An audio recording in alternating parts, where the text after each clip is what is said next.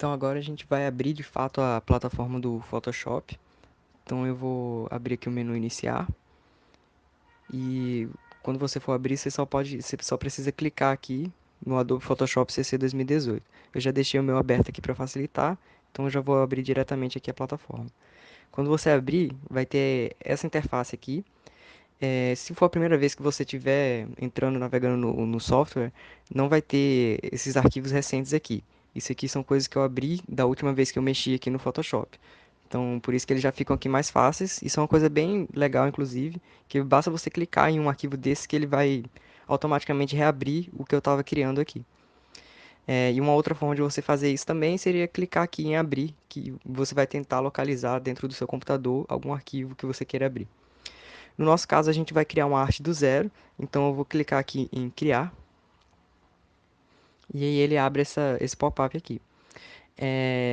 Ele é parecido com o do Illustrator que a gente fez no outro mini curso, então vão ter vários templates aqui. Se você clicar, por exemplo, em impressão, vão ter alguns templates prontos para carta, jurídico, ofício, e você pode procurar mais de pré-definições também. Quando a gente for criar, eu vou começar criando aqui do tamanho padrão do Photoshop, então vou pegar esse template e vou editar a partir dele. Então, aqui a gente tem uma largura e uma altura pré-definidas e elas estão em polegadas. Ele tem um tamanho de 7 por 5. Se eu quiser alternar essa visualização, eu posso ver em centímetros, por exemplo. Esse aqui seria aquele mesmo tamanho de 7 por 5, só que agora a gente está visualizando qual seria esse tamanho em centímetros. Eu vou voltar para polegadas, isso não afetaria em nada. Outra pré-definição aqui é a resolução, que está por 300 pixels por polegada. Essa resolução diz respeito à qualidade de imagem mesmo dentro do Photoshop. Então, quando você abrir a plataforma, você vai ter essa resolução aqui. Eu acho ela um pouco alta, é de 300. E eu costumo utilizar ela mais próximo de 100, 70, por aí. Depende muito da arte que você está criando. Se você quiser uma arte que precise muito de resolução para você ver os detalhes dela, você pode colocar no tamanho maior. Só que aí é mais arriscado também de seu arquivo ficar pesado, de ficar travando no seu computador. E outra coisa aqui também é o modo de cores, que aqui está em RGB, e os dois mais utilizados são o RGB e o CMYK.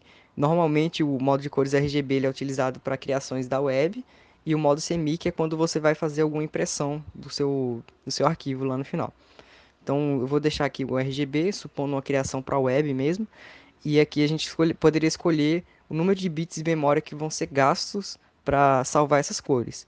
Então, quanto menor o número de bits que você colocar, menos detalhes vão ter as suas cores e mais leve vai ser o seu arquivo.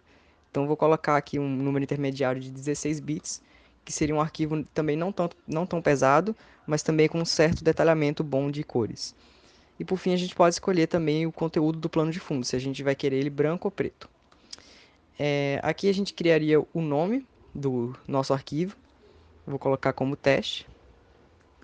E também tem uma outra opção aqui legal, que é esse botãozinho aqui. Se você clicar nele, você vai salvar todas essas pré-definições aqui em um template pronto, para você não ter que mudar da outra vez que você quiser, se você quiser realmente utilizar essas pré-definições mais uma vez. Então você teria que clicar aqui e escolher um nome para essa pré-definição. Eu não vou fazer isso aqui, mas seria simplesmente criar um nome e salvar a pré-definição. E aí, quando você finalizar de editar tudo, você vai lá e cria. E aqui, pronto, aqui é a plataforma do Photoshop, a prancheta com as predefinições que a gente criou. Aqui já vai estar naquele modo de cores de RGB, vai ter o tamanho de 7 por 5 e o plano de fundo com a cor branca que a gente criou.